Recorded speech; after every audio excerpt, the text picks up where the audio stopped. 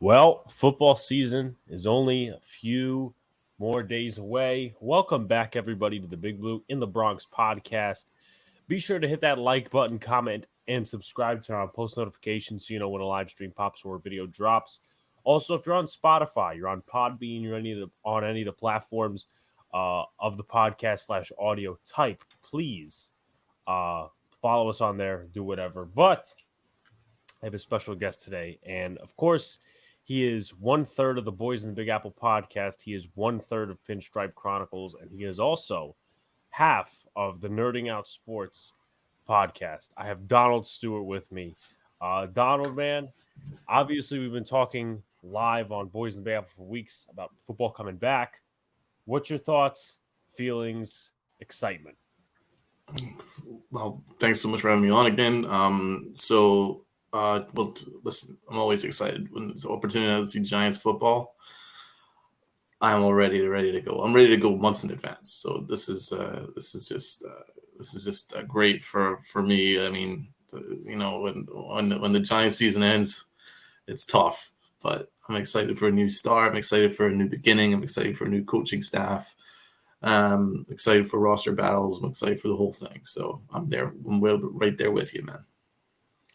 All right, so we're going to go over training camp. We're going to go over the unofficial depth chart that was actually just released a few minutes ago. The standouts, the duds, results of real contact, and then we'll actually go into some matchup type stuff for the Patriots game. Obviously, not too much to expect out of the starters, but Brian Dable said they will play, so we are going to press on it. Some general camp thoughts. I'll go to you with this one first. Actually, you know what? I'll go first, put my thoughts out there. And these are just general thoughts. We can turn them into main discussion points as we go along. I have so far 6 main takeaways. The O-line is being outdueled by the defensive line in the passing game. It seems like a lot of reps, Kayvon Thibodeau's in the backfield. And this isn't just the first team O-line. This is the second and third team O-line. And we've had a couple of injuries on the offensive line side of the ball with Mike Garner retiring, with Marcus McKeithen tearing his ACL at FanFest, which was not good. Thank you, MetLife Turf. Obviously, they've brought in a few offensive linemen in for workouts, but that's something I've noticed, whether it's the first, second, or third team, but something to look out for. Maybe it's something to look out for even in week 1, not just the preseason. The O-line is doing very, very good in the running game. Saquon Barkley is getting holes blasted for him. Now, it is camp. We haven't seen the game yet, so it's tough to tell. We don't even know if Saquon Barkley is playing, in the first game. But this is a big sign. This is a big sign. And you take a look at the offensive line. All these guys have upsides in the running game. Glowinski is more of a run blocker. Evan Neal, his best thing right now is run blocking. Same thing can be said with John Feliciano at center. Lemieux is always a run blocker, or he has been. Andrew Thomas is always good at run blocking. So that may be something to look out for when it comes to week 1, week 2, week 3, and then they try getting that passing offense more in there. The wide receivers, in my opinion, other than some drops the last few days, have looked really good. Guys like Colin Johnson, Austin Prale, those are really 2 names that stick out to me. The DBs look good for the most part, but to be honest with you, I can't make a distinction of who's good on the second and third team, which it's, a positive because you don't really want your corners sticking out. At the same time, you don't know, and it's kind of a bad thing because the Giants have some holes in the back end of their secondary when it comes to the depth chart. Kayvon Thibodeau looks great. We're going to go into the rookies and stuff like that, but Kayvon Thibodeau looks great so far in camp. And the QB position, whether it's Tyrod Taylor or Daniel Jones, is a little worrisome. Now, this is a new offense, but at the same time, Tyrod has had his days where he struggled. Daniel Jones is definitely coming off today, and we're recording on a Monday. Didn't do so good. Threw 2 interceptions, was like 5 for 16 in camp. Donald, man, what are your general thoughts, both sides of the ball? My general thoughts are to start with the coaching staff. I've been impressed. Most notably, Wink Martindale. I think his defense is relentless, and you can see that the defense is farther along than the offense. so far. It's a relentless pass rush. We're getting good man coverage and the secondary too. And I think Wink Martindale is doing a really good job so far with this, with his guys. You can already see the ones that are really blossoming in front of our eyes, most notably Thibodeau. But I think you're going to be seeing. I think you might even see Jimenez. I think he's going to make the roster. I think he's, he's done a decent job. Guys that are cut out for his very relentless style of pass rush will definitely succeed in his defense, more so than, like, say, a Quincy Roche. He doesn't seem to be fitting necessarily right now. But so first of all, the defense is what stands out, most notably Wink Martindale's style. I think you're seeing guys like Holmes has done well so far. Dory Jackson's had moments. Even Flott has had some nice moments. It's been pretty physical in the slot. So defense for sure. And in terms of Brian Dable, I love the fact that I like the way he's approached practice and team camp so far, where he's not ramping it up now. As we go later on, we're starting to ramp it up. Now we've got back-to-back padded practices, which is good. So I like that approach. And I think he's doing a really good job with the camp so far. So you can also see things like better wide receiver routes, more better concepts. That's what stood out to me in terms of receivers, more so than like production. There's been a lot of drops, not a lot of standouts, but I can see the concept. And as long as I can see the concept, I can see that there's a vision. I can see the vision is working. So that stands out to me. You're seeing the Dable's system. So you're going to see a lot of play action boot, crossing routes. You're going to see a lot of that. You're going to see a lot of pre-snap motion. Wheel routes. We're seeing these as well. And another standout, Saquon Barkley. Although I was criticizing him in the practice we went to, he's playing with a chip on his shoulder, and I like that. And as you mentioned, he's getting lanes to run in now. He's getting holes to run in. He's a bit more north-south from what I'm reading over the latter practices. So what stands out to me, overall coaching staff. I like Dable, love Wink Martindale. And we'll need to see a little bit more of Kafka. We'll see how he does with play calling. But the most important thing is Dable and Martindale for me. All right. So I'm going to caveat to the Giants' unofficial depth chart. This is the first time I'm looking at it. So some things may come as a surprise to me. Mm-hmm. I don't know, Donald, yet if you've looked at it, but I'm just taking a look right now. I did have a quick look, yeah. The offensive line is as expected. You got Thomas, you got Lemieux, you got Feliciano, you got Lewinsky, and you got Neal. The second team, it seems that both Joshua Zudu is a tackle and guard. Obviously, I guess they state him right now as injured because they have a little dash next to it. So he was carrying a knock. He was carrying a knock in practice today. Yeah.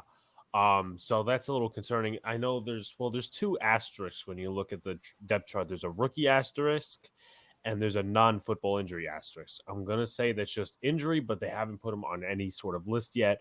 The second team center is Jamil Douglas, who hasn't been that good. Pretty terrible, if you ask me. Yeah. The right guard, Ben Bredesen, and the right tackle, Garrett McGinn. Then you go to the third team a little bit. You got Devery Hamilton. You got Max Garcia, you got Ben Bredesen, you got Josh Rivas and Will Holden, and then some of the alternates, Roy Mbeteka, Eric Smith, Will Holden, and then the injured ones being Nick Gates and Matt Parrott. So likely, at least from what I've seen in practice, Devery Hamilton will shift to left tackle for the second team. Roy Mbeteka will shift to left tackle for the third team.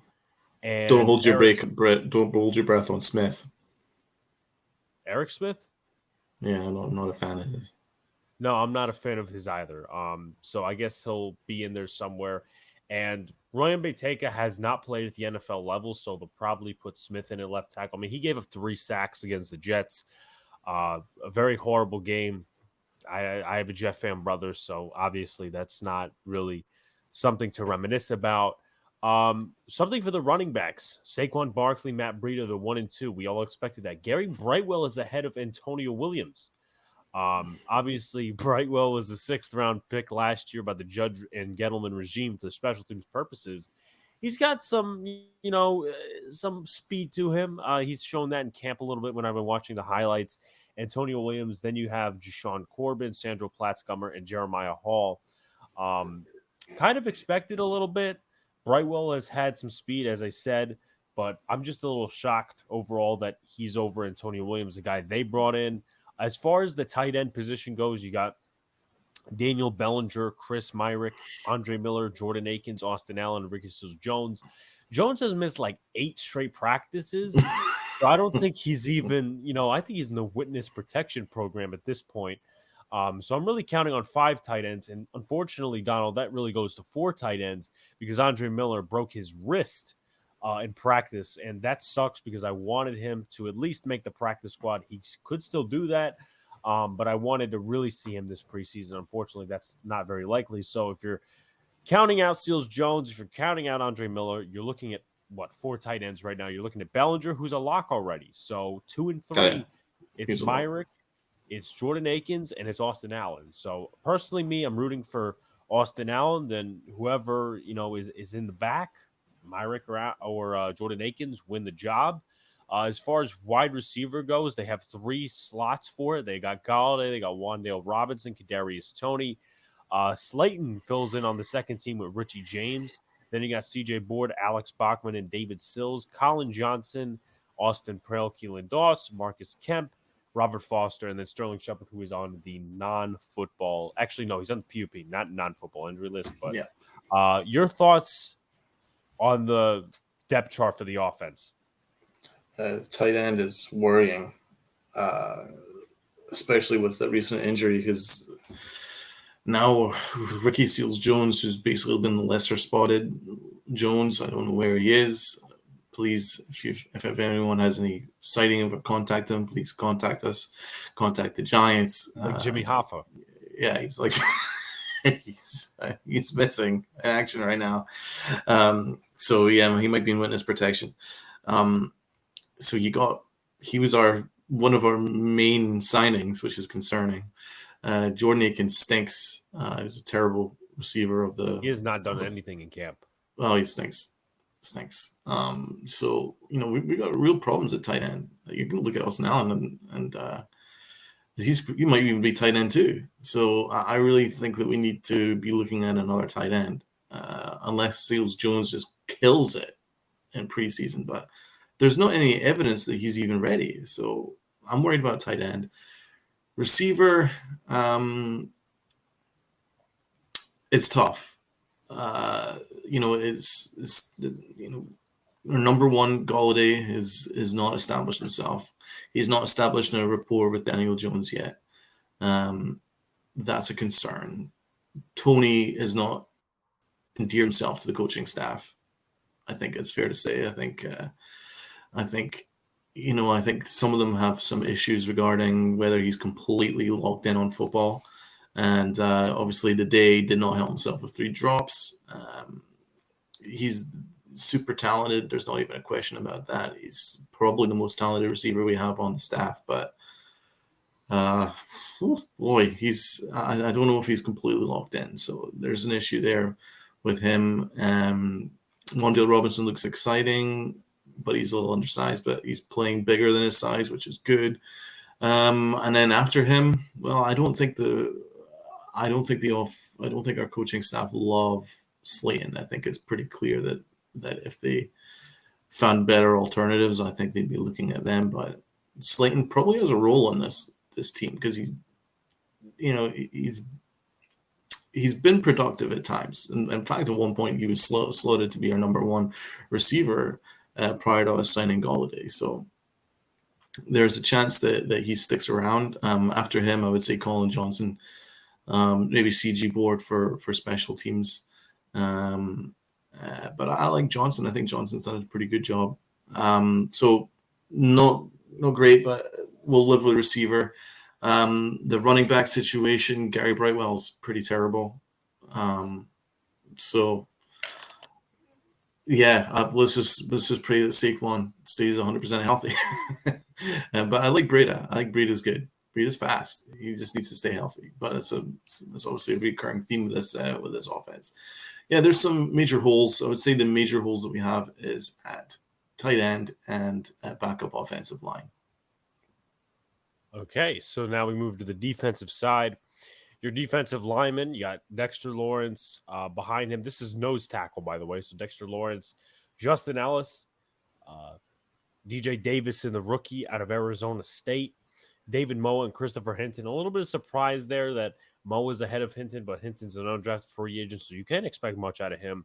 The D tackle position, you got Leonard Williams, Jalen Holmes, Nick Williams, and Ryder Anderson. A little bit of surprise to see Nick Williams in that third slot because I believe he's more accomplished than Jalen Holmes, and it just seems that Holmes is getting a little bit of favor because the defensive line coach has familiarity with him, even though he hasn't been attending camp due to personal health issues. Good luck and come back soon, Andre Patterson. In terms of defensive end, you got Azeez Ojulari, who's on the non-football injury list. Then you got Jihad Ward. Then you got Ellerson Smith, which is expected.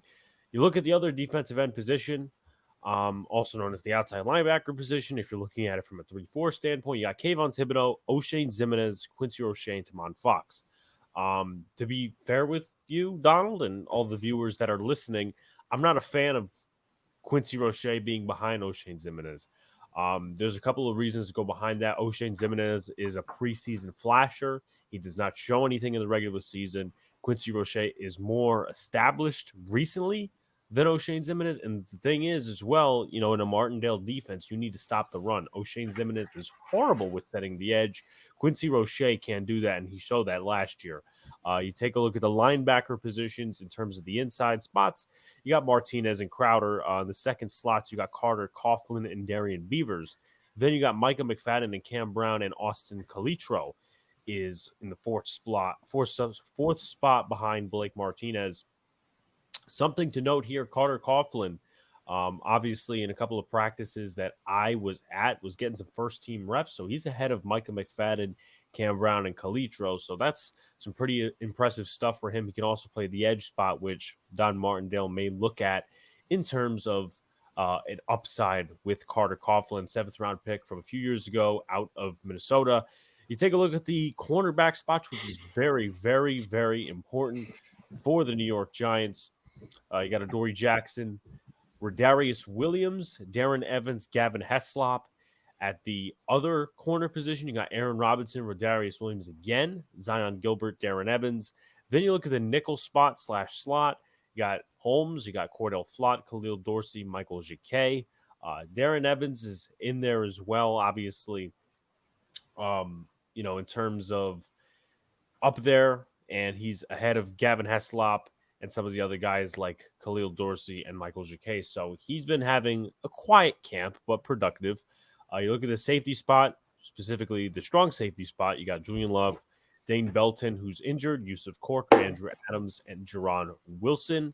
Then you take a look at free safety. You got Xavier McKinney, Andrew Adams, Trenton Thompson, and Nate Metters, who the New York Giants picked up a few days ago from the Cleveland Browns. Your thoughts on the defensive depth chart? Much stronger. I would be surprised if you keep an eye out for Darian Beavers possibly being a starter. I think he's going to replace Tate Crowder as the starter pretty soon. Beavers has really stood out in camp. He's a big hitter. He's really turned some heads. So I like him. And looking at the safety depth, I think there's a lot more safety depth than I even realized. I like Yusuf Corker. I also like Adams. I like the Adams pickup. Julian Love's a monster, and Xavier McKinney is probably the leader of the defense right now. I think he's the captain of the defense. And then you've got Adoree Jackson, who I think he's going to have a big year as a CB1. I like the defense depth. I like our pass rush a lot. I'm excited to see Ojulari and Thibodeau. I think they're going to absolutely kill it. And I think you're going to see a really good partnership between Leonard Williams and Dexter Lawrence that I noticed in practice that they're really close. And I think they're running by concepts together. I think they're going to be a machine. They're going to be like Batman and Robin together. So keep an eye out on there. I think there's going to be a lot of pressure. I think there'll be a lot of quarterback hits. So I'm excited about the defense. Now, my immediate concerns, I would say, would be who's our second corner going to be? I think we probably need another corner, but as I say, I like our slot corner and I like Adoree Jackson. And I know we love our Aaron Robinson, but we probably need a little bit more competition there at corner for me to be 100% satisfied. But you could see Julian Love step in as in the zone and zone coverages. I think you could see that. Yeah. So I think there's probably other ways in which they can counteract the loss of Bradbury, but I still think another corner would definitely stand us in good stead. But I'm a lot more confident in the defense depth chart than I am the offense, and we'll have to wait and see how Blake Martinez does at the mic, returning from injury. It's a big year for him. If Blake can prove his health, stay healthy, then I'll be a lot more comfortable about the depth at linebacker right beside him. Yeah. Just some minor stuff. Obviously, we know who the punter is, the kicker, and the long snapper, but the main punt returner and kick returner right now is CJ Board. Behind him is Darius Slayton. Behind Slayton as a kick returner is Richie James and Alex Bachman, and behind Slayton as a punt returner is Adoree Jackson. Obviously, I would rather not Adoree Jackson back there because of injury concerns. But let's move on. Obviously, we talked about some rookies like Wan'Dale Robinson, whoever. We can go into a little bit of discussion now. Which rookies, in your opinion, have stood out, and which rookies have stayed quiet? I'll go with you first, Donald. Okay, so as already mentioned, Darren Beavers. I've been impressed with Beavers. And another one I really like is Joseph Corker, undrafted free agent from Kentucky. He's kind of slowly been making a name for himself in camp. And I know that Wink Martindale has put a little bit more responsibility on his shoulders. And I was reading a blog by Patricia Traina, and she was saying that Joseph Corker is having a really decent camp so far. He got a big interception at one point in the blue and white scrimmage. So I've been impressed by him. Obviously, Wan'Dale we've mentioned. Kayvon Thibodeau has been an absolute machine. So obviously he goes without saying. He's the obvious choice. But I would also like to mention Ezeudu. I like that he's played a bit of tackle, a bit of guard, and I think he's had a very strong camp until his recent injury. Until then, I think he's been a standout because I wasn't sure prior to camp how ready he would be, because I don't think he was necessarily the most ready guard that was available at the time that we took him, but he's actually turned some heads and he's impressed me. So I think that he's another one that deserves mentioning. Yeah. In terms of rookies that stood out the most, I'm going to say Kayvon. That's one of the obvious ones. He's been in the backfield almost on every single play. Wan'Dale Robinson is also another one. And, for a second-round pick, he should be kind of standing out. But he's been really good this camp on the offensive side of the ball. Moving a little bit to the undrafted free agents, I think Andre Miller, before he got hurt with the wrist injury, I thought he was doing really well. Caught a touchdown from Daniel Jones with the first team in the blue and white scrimmage / FanFest, the one I was at. Also was taking some fullback reps and was learning how to block. So that guy would have been a development in progress, and he still can be. If they put him on IR or if they do something like that, just move him on the practice squad. Try to keep him. I mean, I think there could be something there. Jeremiah Hall, with the injury to Miller, has been getting his reps amped up with the ones as a fullback, as a running back, as an H-back overall. Darren Evans has had a good camp, at least in my opinion. He's starting to stand out a little bit, getting the threes. Not too many particular plays, but notice like when he goes up against Slayton, when he goes up against some other receivers, he's not getting beat easy. He's making some pass breakups, and we need physical corners. Some rookies that have stayed quiet, in my opinion, Tamon Fox and Jashawn Corbin, and also Trenton Thompson if we're talking about undrafted free agents. Jashawn Corbin, obviously he's at the back of the depth chart for a reason. He's got a lot of guys in front of him, and he's going to have to show something in these preseason games if he wants to stay on the roster, if he wants to stay on the practice squad. Same thing could be said for Tamon Fox. He did have a sack today on, I believe it was Davis Webb, and it was off your favorite guy, Donald. It was off Eric Smith. So he can take advantage of some of these 2-3 guys that, against the Patriots and against the Bengals. If you take advantage, he can find himself on the practice squad. Trenton Thompson, I like him better than Yusuf Corker because he can actually cover and he could do a little bit more than him. The problem is he went to a smaller school, but he hasn't really stood out. He's been a little bit more quiet than I would have imagined. Then two other guys. I think Corker's what I like about Corker is a ball hawk. I think you need more playmakers on defense, and Corker's shown a proclivity of being a bit more of a ball hawk. He's getting interceptions. He's in and around the ball. He's looking to make plays. I think that's why Wink Martindale's giving him more responsibility. So at the moment, I actually disagree. I think Corker is better than Thompson. Yeah. And then two other rookies who have stayed quiet, Micah McFadden and Darian Beavers. Beavers started getting his reps amped up a little bit more. But the thing is, though, Micah McFadden, he hasn't really stood out, and he's a guy I'm really excited for this year, and I think that excitement stays. But I think he's just learning at the NFL level, and a guy like Carter Coughlin's ahead of him, which is fine. It's not like Micah McFadden's going to get cut. We're in no position to do something like that. But with that being said, good for Coughlin. So those are some rookies. I like Carter Coughlin. I think he's a tough dude. I've always liked him. I liked him when we drafted him. I think he's tough. It was a really unfortunate that he got hurt. I like him in the linebacker spot rather than a pass rusher.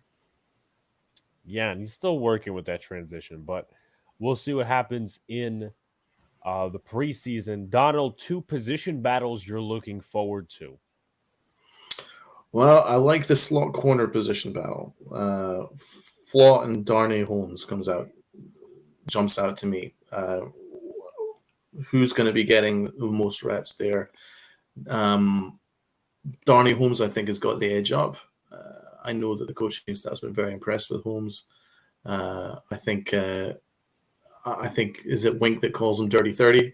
They like him a lot. He's been making some plays, so I think Darnay Holmes is a leg up. But Flott has been he's been beaten a couple times. He fell over and allowed Slayton a big play last week, and another occasion he allowed Colin Johnson to beat him for a touchdown. That aside, that being said, he's actually had some big days. I believe July 27th practice, he had a huge day, and people are liking a lot of Flott. So I think that's a position battle that I'm quite excited about. Another one, safety. Who's going to be taking the safety spot beside McKinney? I would assume Julian Love, but then of course, you get some good competition behind him with Thompson, Adams, and Corker. I think you could be seeing some 3 safety looks. I think there's a bunch of different ways in which they can make it work. So I'm quite interested to see who's going to come out of that battle and win it. And then I guess another one would be receiver. Who's going to be the third or fourth receiver? No, fourth and fifth receiver. I'll be very interested to see who wins that battle because I really like Richie James. Yeah, I do too. I mean, he's had a really good camp. 2 position battles I'm looking forward to. Tight end. Daniel Bellinger is a lock. Andre Miller got hurt. Jordan Akins has not done much of anything. Chris Myrick's been okay. He's been getting reps with the first team. Ricky Seals-Jones is in witness protection. So who's going to be that second and third tight end? And it's basically going to be, in my opinion, on what skill set they want. Because if they intend to go with the route of success right now, they want to run it the first few weeks, they're not taking Jordan Akins. They're taking Chris Myrick, they're taking Bellinger, and they're going to take Austin Allen. If you want to just say, okay, we're going to blow the doors off, we're going to go through the struggles of this passing offense for the first few weeks, then it'll get better down the stretch, go with Jordan Akins because he's a better receiving tight end, even though then I would still take Austin Allen because of the upside. Not necessarily, once again, a fan of what Jordan Akins has been this entire camp. Another position I'm looking forward to in terms of battle, backup tackle and guard. The depth has gone completely scarce since we started camp. We thought we were going to have this, great backfield, great room of offensive linemen outside of our starters. That's not necessarily the case anymore. Josh Azudu, that's a guy who's going to make the team, obviously. I think Ben Bredesen could also make the team now. I didn't predict him to make the team originally, but with a couple of guys going down, you're going to need a veteran presence. And is he the best? No, but is he better than Jamil Douglas? Yes. So that inside also, Max Garcia, getting reps with the third team, that's not necessarily ideal because you brought him in. He started a lot of games at center last year. It's a little bit of a disappointment if you ask me. And then you got the tackle position. It's not necessarily something I'm confident in. Will Holden, he's played a few games over the course of his career. I know he played a few last year. And then Eric Smith, I think the last time he got NFL action, true NFL action, was with the Giants back in 2019, and he did not play good. He gave up 3 sacks against the New York Jets when Nate Solder went out with a concussion. So it's enticing, but at the same time, it is much worrisome in terms of those position battles. I'm more confident, to be honest with you, in the tight end position rather than the backup offensive tackle and guard. And they may have to go out and make some trades at the waiver wire again at the end of August, early September.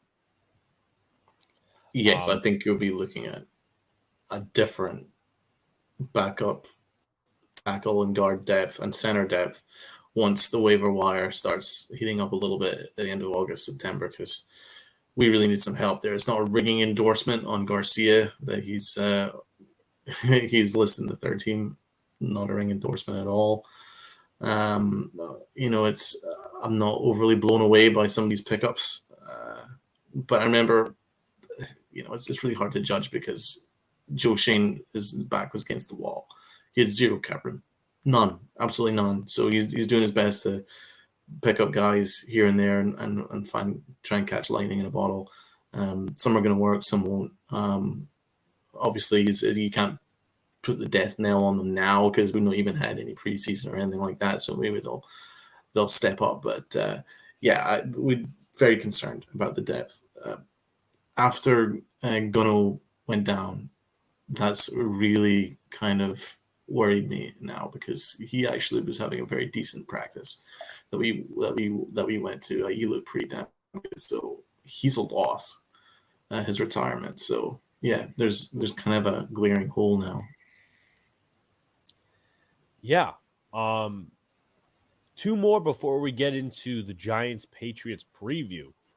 Do you believe the offense will show their true colors, or at least some of their true colors, in the preseason, knowing that they're a new offense, new coaching staff, and teams will be looking for their plays? Well, it's interesting word choice, true colors. I don't know what their true colors are yet. So let's be honest. We don't know yet. It's a work in progress. This offense is going to be a work in progress. You're going to see guys that are going to catch on quick, and there's going to be guys that aren't. I guess all I can say is I fully believe in this offense. In practice, you're seeing, as I mentioned at the start of the podcast, I'm liking the creativity. I'm liking the play calling. I'm liking all those factors, and I think eventually it's going to pay off. The only thing is, I want to dampen expectations because today's practice offensively was a complete and utter disaster, complete shambles. So, I mean, it's good that it's happening in practice, but I can't envisage a scenario where they're just going to click a finger, turn on a light bulb, and suddenly they're going to be, rocking and rolling against the Patriots. It's still going to be a work in progress. So I'm not going to have the highest expectations. I think it will get better, though. And I think you're just going to see some signs, and it'll be a work in progress. As I said, the defense is a lot further on than the offense. Yeah. Definitely agree with the progress of the offense, how it's going to be during the season. I just don't think they're going to show a lot. And once again, do we really know what their offense is going to be like? No. But what I saw at FanFest, it was basic routes. It was curls. It was stick. It was some of that stuff. And after 2 years of Jason Garrett, where in the preseason, at least the one they did have last year, they just went out there and, curl routes and stuff like that. That's what they did. And they weren't afraid to show it. Also, at the same time, they knew that was going to be the same thing because it was the second year of the regime. With that being said, I think it's going to be basic stuff. And it's a telling tale a little bit that the Giants have had much more offensive progress in practice than they did at FanFest. Because at FanFest, in my opinion, with people, you're not going to stop 30K people from recording. And that's going to get on social media and all that stuff. And I rewatched some people's vlogs. I'm like, they're basic curl routes, stick routes, whatever. You saw that last year. So I don't think there's going to be true colors this preseason. But what I would like to see is progress, a rapport, and blocking. Maybe it's quick concepts, maybe it's play action concepts, whatever they choose, just block well. Just block well, because there's going to be in the next few weeks some very good rushers going against our starting offensive linemen and even depth offensive linemen. So before we get into the Giants Patriots preview, this has been a topic that has been surrounding Giants Twitter. I kind of want to address it a little bit. The Daniel Jones, Tyrod Taylor stuff. Tyrod Taylor was put in today for only one rep, and then Jones finished the practice, of course. Some are calling for him to get first team reps. Some are calling for him to be an open the whole thing to be an open competition. While some are saying this is the year of Daniel Jones and you're not really expecting this team to win. Why put in Tyrod Taylor unless you need wins? Donald, I know you're a guy that's pretty much tired of Daniel Jones, but give your opinion. The floor is yours. The Giants are going to give it every opportunity for Daniel Jones to be the quarterback now and in the future. That's what they want. It's the most ideal scenario for them. It means they don't have to waste a first-round pick next year on another quarterback. They want it to work for Daniel Jones, right? So that's why you only saw one short stint of Tyrod Taylor for like 30 seconds. Apart from that, the whole practice was Daniel Jones with the ones. So that's what you're going to be. That's what I think that's making a very clear point to the fan base, to the media, that Daniel Jones is their guy. They want Daniel Jones to get as many reps as possible, to get as comfortable as possible in the offense, because what Daniel Jones has that Tyrod Taylor doesn't have is upside. Daniel Jones has the upside. I'm not a big supporter of Daniel Jones, not a big fan of him, but I'm not stupid. I know exactly that he has the upside over Tyrod Taylor. He does. He's got the arm. He can run like hell.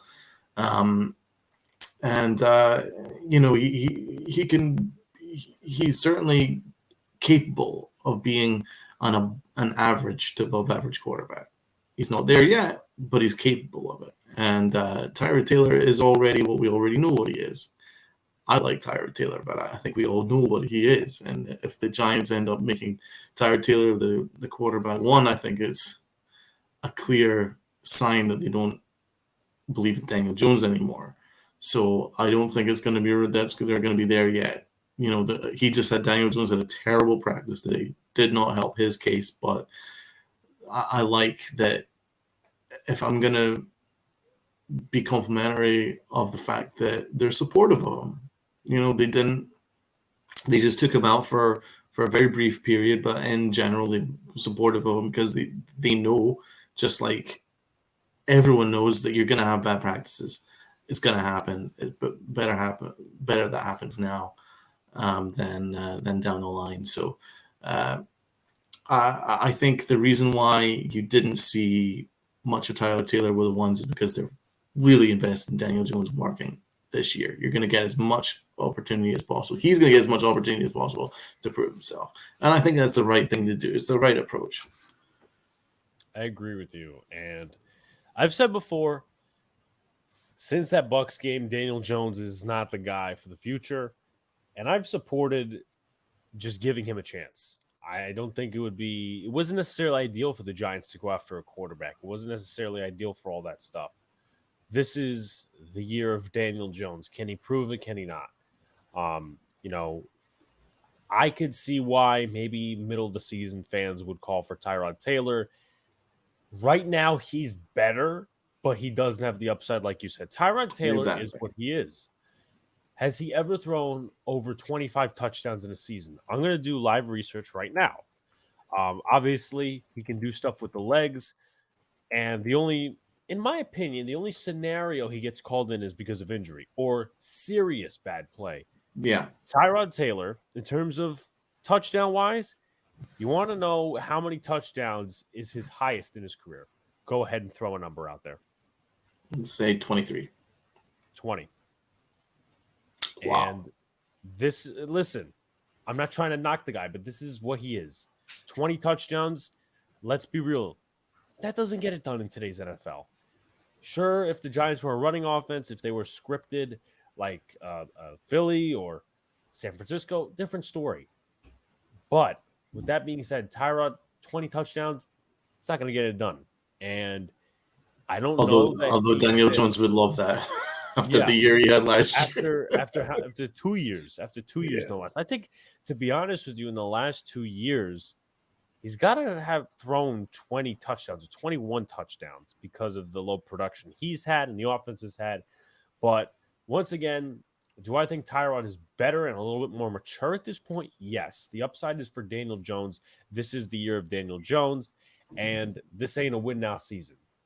Fans have been tired of losing, and that's damn right on them, right? I'm tired of losing. Donald's tired of losing. But at the same time, we can't be rushing things for the sake of we want a better quarterback in there. Go out next year if you're unhappy with the quarterback playing. Select a quarterback. I would fully support that. So those are my thoughts on this whole quarterback. Yeah, exactly, because look at it another way. What if midway through Daniel Jones completely stinking up the joint today, which he did. He's like 5 for 16 with like 2-3 interceptions, right? What if they had Tyrod Taylor get extended snaps? Do you know what's going to be? It's going to be all over Twitter. The beat writers are going to be doing their job. And they're saying Daniel Jones and Tyrod Taylor had got equal snaps in the first team. And then suddenly that becomes a question. And suddenly Brian Dable has to answer that question. Suddenly, most importantly, Daniel Jones has to answer that question. That is not the kind of pressure I believe that the Giants want to put on A, the coaching staff, and B, Daniel Jones this early. It's too early to do that right now. Daniel Jones has had a very inconsistent training camp. At times he's made some big plays. At times he's looked utterly disgraceful. So that's just the way he is. It's hard to put into words exactly what to expect from Daniel Jones this year, but it doesn't help that he's learning an entirely new offense. So I think you're going to see a lot of growing pains. He's going to throw a lot of stupid interceptions. He's going to get sacked a lot because he still struggles to discern plays, discern coverages. That's one of his big bugaboos for me, and he really struggles with accuracy, especially back shoulder throws. He does struggle with that. I think guys jump him a lot.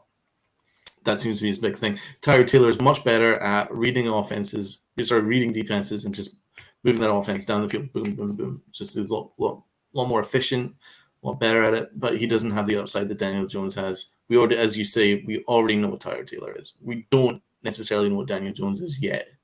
I have a pretty good idea, And I'm pretty sure it is not going to be a future quarterback of the Giants, but we don't know 100% yet. And that's what they're trying to find out this year. So there's a reason that he's going to get every opportunity at the one. Yeah, I'm not trying to make excuses for Daniel, but there's two things that factor into this quarterback play through camp. Is I think they've simplified the offense for Tyrod Taylor. Obviously, I think when we were at practice, you saw a lot of more quick throws. You did see some deep balls on occasion, but a little bit more of the quick passes and stuff like that. And obviously, we know Tyrod Taylor can use his legs and all that. But also as well, now I just forgot the point I was going to go on. But the point is, imagine him against the defense that's blitzing every time. Mm-hmm. So that's you're not going to get perfect results. You're not. No. You're just not. And that's not an excuse. That's just a fact. Well, no, it is a fact. And it's also a fact that it's just practice. I mean, I'm sorry, Eli Manning in his rookie year struggled in practice. Everybody struggles in practice. I'm not worried about practice. Let's see how he does in preseason.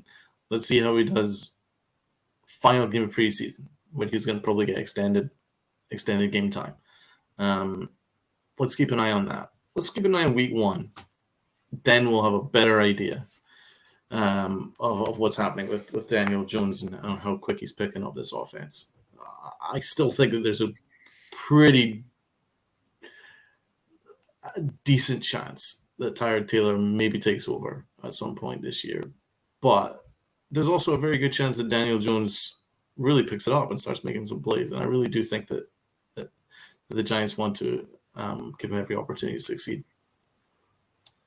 All right, so now let's break into Giants versus Patriots. We're going to go into a few segments and then cut it out from there. One thing I want to talk about has nothing to do with the Patriots. It does, but it doesn't. It's a simple principle. The results of real contact. I am so excited to see that. I don't care if Jones throws 3 interceptions or Tyrod throws 3 interceptions or Davis Webb throws 3 interceptions. We've been seeing all camp. This guy gets in the backfield. They're not calling sacks. They're not. I don't know why they're not. That's a coaching staff decision, whatever. I guess they want them to progress through the routes and all of that in terms of offense. But Daniel Jones and Tyrod Taylor will finally feel the heat. The offensive line will finally have coordination as to when, those guys get in the backfield, whether they allow a sack or is it just a pressure, whatever, because they will be allowed to hit the quarterbacks when talking about the defensive ends. Now, you talk about the other side of the football for the New York Giants. Guys like Ellerson Smith, guys like Quincy Roche that are competing for a roster spot, but behind Kayvon Thibodeau, behind Jihad Ward, behind Azeez Ojulari. Those guys will finally be able to get in the backfield, stop the run, pressure the quarterback, whatever the case may be. And they get to do it, in this case, against the new play caller in Matt Patricia. We may laugh about it, but he's new. Is he going to have any idea what he's doing? I don't know. But Ellerson Smith, all those other guys I mentioned, will finally be able to feast in the backfield. And we could see if Ellerson Smith is just having a good camp, or is it just general progress from the second-year man out of Northern Iowa? Your thoughts? Agree. Ellison Smith will be interesting to see how he gets on. I'm not overly worried about results, but it's going to be fun to see some hard hitting action again. You're right about that. It's weird that they're not calling sacks. Why do you think they're doing that? Offensive progression, I guess. Wide receivers finishing routes, quarterbacks finishing throws. I guess to teach them, okay, you could try to evade pressure and still make a play out of it. I mean, I don't know. Don't you think they're prioritizing? That means they're prioritizing offense rather than defense, when both things are just as important. Yeah, I mean, I think if you get in the backfield, you deserve credit for a sack. Yeah, no, I definitely agree with you, but I guess it's a even Steven type thing, because they're not calling sacks, but they're blitzing on almost every play in camp. Right. So I guess that's where they're going. Next one, 5 roster bubble players that need a performance boost. Now, we may share some. I'm going to go first with mine. Quincy Roche. He's been getting reps with the third team, some on the second team, but mostly with the third team. He needs to show out. He's a guy that I've really liked coming off of last year, forcing a fumble against Patrick Mahomes, forcing a fumble against Derek Carr. So I guess AFC West quarterbacks are his thing. But to be real, to get down to the nitty gritty, he needs to have a good day, just generally in the field, not just rushing the passer, making plays, stopping the run, getting himself in position so that his teammates can make plays, whether it's setting the edge, doing something like that. It's a little bit of a shame that he's behind O'Shane Ximines and Ellerson Smith because he can stop the run. He can do a little bit more than they can, but obviously we'll have to see when that's put to the test. Colin Johnson, he's not necessarily a guy that fits the offense. He can play special teams, though. Special teams is not something I'm necessarily concerned about, but Colin Johnson has had a nice camp, whether it's on 50-50 balls, fades, whatever, slants, over the middle passes. He's had a nice camp, and we need like 3 receivers at the end of that depth chart for the wide receivers. So there's that. Keelan Doss, he's had on and off camp, some drops, but he could be potentially a preseason star, and he needs to get back on an NFL roster. Hasn't been on an NFL roster getting snaps since 2020 with the Raiders. So he needs to really have a good game here. Tight end Jordan Akins. Obviously, the tight end position, as we've discussed many times on this podcast episode before, it's going very scarce. I'm not talking about NFL, but I'm talking about specifically with the Giants. You got Daniel Bellinger, Andre Miller went down, Ricky Seals-Jones is probably injured. So you have 3 tight ends competing for 2 positions. They're not keeping 4 tight ends. Hell, they may just carry 2 tight ends. So Jordan Akins, exhibit yourself as a blocker and go out there and exhibit yourself as a pass receiver.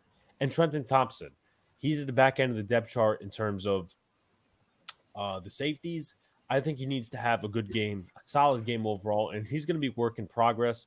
But I believe he has more of a skill set covering and just doing stuff overall as a safety rather than a guy like Yusuf Corker, who may be more of a fit to Wink's scheme. Donald, 5 rosterable players, in your opinion, that need a performance boost. Jamil Douglas jumps out to me. He's really struggled in the reps as a backup center to Feliciano. You have to consider if he continues to struggle, that they just don't cut him and look for a replacement. Not been impressed with him. Jordan Akins, absolutely. I had Ricky Seals / Jordan Akins, but I think Seals-Jones is probably going to get every opportunity to succeed. I think there'll be less opportunity for Jordan Akins because Jordan Akins has been pretty terrible. So he really needs to have a pretty darn good preseason for me to be comfortable with him moving forward. So he's definitely there. Slayton, he doesn't seem to be a fit with this coaching staff, even though I think he's got the talent, but his drops is a real problem. He drops the ball a lot. But he's capable of making big plays too. And he's also shown that he's got a nice chemistry with Daniel Jones as well. Shown better chemistry with Daniel Jones than, say, Kenny Golladay. So Slayton will need to step up. But I think it's pretty clear with the way the depth chart is made out that Slayton is not a preferred option. I'd be surprised if both Slayton and Colin Johnson make the roster. I think it's going to be one or the other. I think CJ Board is established. I think he's going to make it because of his special teams. He's really good on special teams, so I think he's going to definitely make it. You know the 3 that's definitely going to be there. That's 4. How many more are they going to keep? I'd like Ricky James to make it 5. I think maybe 1 more, if you're lucky.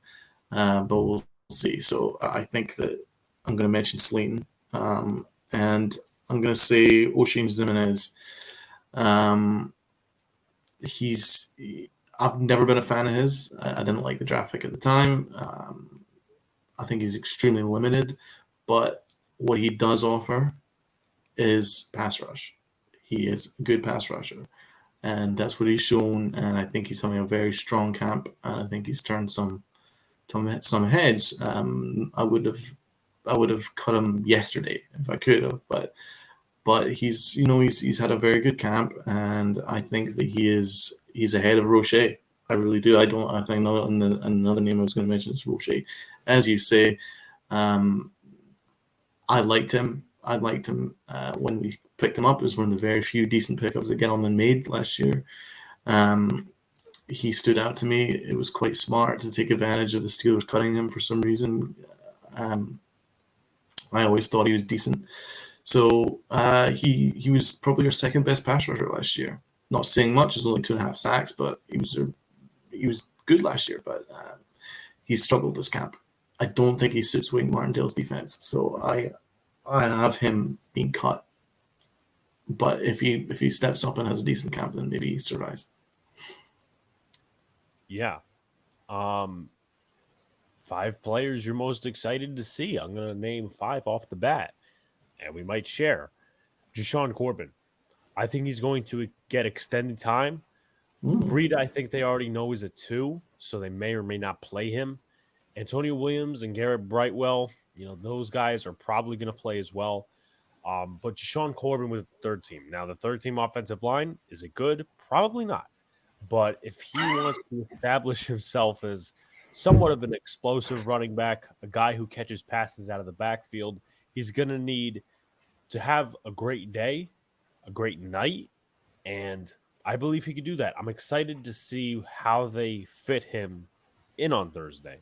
The next guy is Evan Neal. Now, obviously, they're not going to get too many reps, but Evan Neal will be facing NFL action. He'll be facing NFL competition, I should say. There's been problems with him getting out of his stance, but there's also been times where he's totally stonewalling defenders. So which Evan Neal are we going to see on Thursday? Once again, excited to see that. Tight end Austin Allen. Tight end position, once again, going scarce in terms of depth for the New York Giants. Daniel Bellinger's to make it. Who doesn't want a 6'9" red zone target? I want one. So his blocking ability, that's definitely going to be on showcase. Same thing with the receiving ability. I think he could possibly catch a touchdown. So with that being said, Austin Allen is someone I'm excited to look for, excited to watch. Ellerson Smith, I'm excited to watch him because now it's put to the test. Didn't show a lot last year in the limited snaps. Has been showing a lot in the preseason in terms of camp. Now it's put to the test. It's the big time. And if you could go up against the 1s, 2s, and play well, listen, that's a roster spot made. The next guy, the final guy for me, is Jeremiah Hall. Andre Miller is out. Jeremiah Hall can block. Jeremiah Hall is an H-back. He can also catch passes out of the backfield. He can run the football. Did a lot of that at Oklahoma. And he is my favorite undrafted free agent as an offensive player. Now, will they use him like they did at Oklahoma? Probably not, and I'm accepting of that. But I am excited to see him. He's been getting his reps amped up, and I'm just overall excited to see him and what he does against the New England Patriots. Donald, 5 players you're excited to see. Corbin's definitely one because we do need a third choice running back. Don't like Brightwell, so I would certainly like him to step up. He was, he's not got elite speed, not got elite vision, but he's kind of an all-rounder, and I think there's a role for him. I think that there's room for him to make it. So I'd be interested to see how he gets on. There's obviously made that one big touchdown, 70-yard touchdown in college that opened some eyes there. He's capable of it. So I'm excited to see how he does. So yeah, I think he's a good one. And Thibodeau, can't wait to see him. He's the star of the show. I can't wait to get a number 5 jersey. I really do. I think he's going to be the star of the show. I'm also interested to see how many reps Saquon Barkley gets because Saquon he's been playing with a chip on his shoulder the last certainly in the padded practices. He's a different guy right now. So I'm excited to see him. Another one I'd be excited to see is Richie James. I think he's had a very strong camp, and I'd like to see him prove himself and get one of those roster spots. I think he's got that in his locker. And Austin Allen, you said it, man. You said it. He's a big hands, big target, We need that. Daniel Jones needs that. He likes those kind of guys. Not seeing much from the tight end spot, so it's right there for him. If he wants it, go get it. And as we've mentioned numerous times in the podcast, I think that Joseph Corker was one of my favorite undrafted free agents. I think that he's turning some heads too. So I'm excited to see him. Final subject: 3 matchups you're enticed to look out for.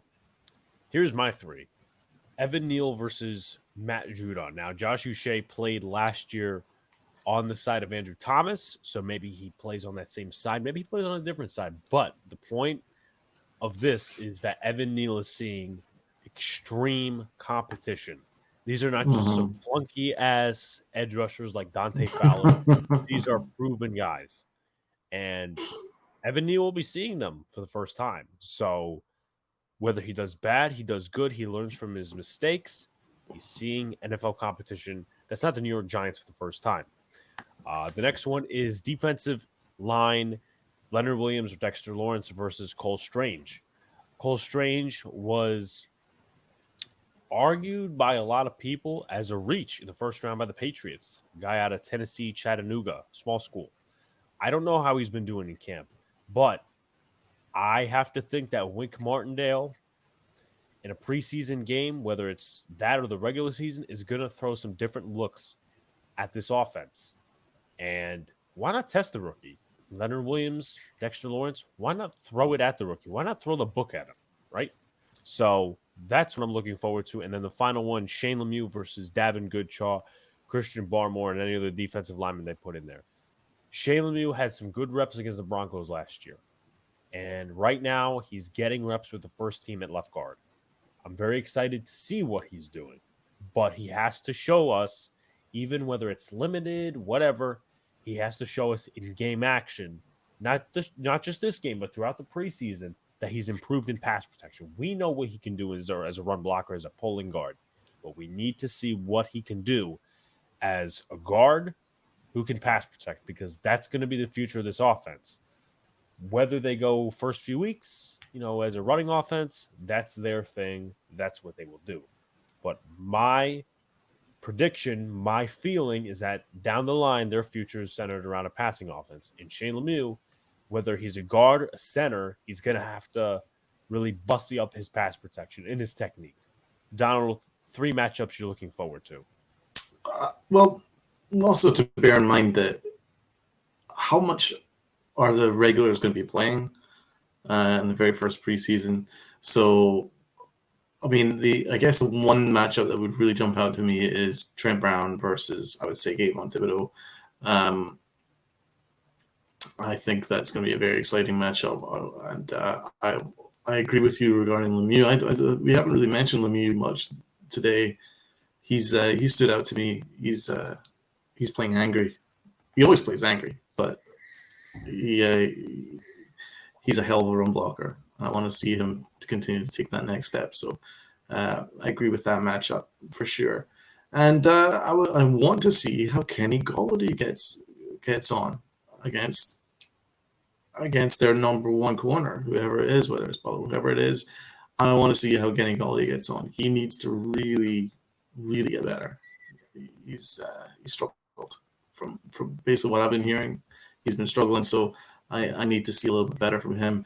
And I'm interested to see how Kadarius Toney does in the very first preseason game. He needs to show some mental strength because he had such a terrible practice today where he had three drops. So let's see how he gets on in week 1 of preseason. He needs to put that aside, start fresh, and start turning some heads. Yeah. Donald, final thoughts going into this game. Where can people find you? Even though I already shouted out at the beginning, I also, by the way, before you go and shout yourself out, I accidentally screwed up your Twitter username. I put 1 instead of 7. So it's DStewart267 on Twitter, not 261. But Donald, where can people find you? Well, you can find me here and in the Boys in the Big Apple podcast, and you can find me daily 9:30 to 10 on Pinstripe Chronicles on Roku and YouTube and Facebook Live, and also Nerding Out Sports with my colleague Rob, who's also in the Pinstripe Chronicles. We had yourself on as a guest yesterday. We're getting that amped up now once the football season is starting again. So we'll be doing certainly once a week. We'll be doing a show every Sunday probably, and then maybe also a post-game show as well. So we'll be doing that during the year. So okay, you can find us on Twitter and YouTube with Nerding Out Sports. Yeah. Everyone, please check Donald out. Like, comment, and subscribe. Turn on post notifications so you know when a live stream pops or a video drops. Appreciate y'all coming back. Also, if you're on Spotify, Podbean, Apple Podcasts, Google Podcasts, please check us out there. Do all the good stuff. Donald, before we go, just for fun, do you want to throw out a prediction of the score? Sure. I'm going to go with a defensive victory for Big Blue. I think Wink is going to give them hell, so I'm going to go 17-7 Giants. I'm going to go, let's say, 24-16 Patriots. Defensive battle. They lose by 8, 1 possession. But that's it, guys. Appreciate y'all coming back, tuning in, and we will see you next time. That's going to be on Saturday, 12:30 p.m. Eastern Standard Time. I will have recording and all that stuff, recapping this Patriots game. Peace.